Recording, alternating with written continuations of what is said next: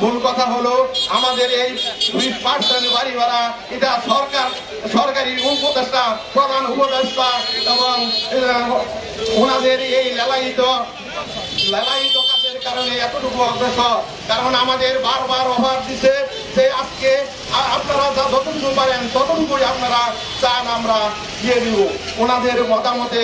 তাহলে আমরা 20% আমাদের নেতা আজিজি হুজুর জাতীয়করণ প্রত্যাশী হুজুরের আজিজি হুজুর সব 20% দিয়েছে, ওনারা দিবেও, অফার দিয়েছে।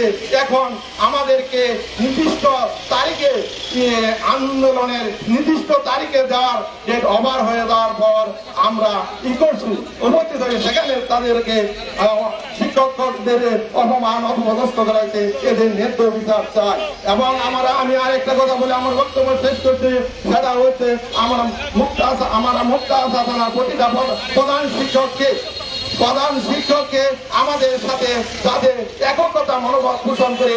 কারণ কি, তারা যদি বাড়ি ভাড়া দিতে পারে সকলে এর উপকৃত হবে, এই আশাবাদ ব্যক্ত করে আমি আমার বক্তব্য শেষ করছি।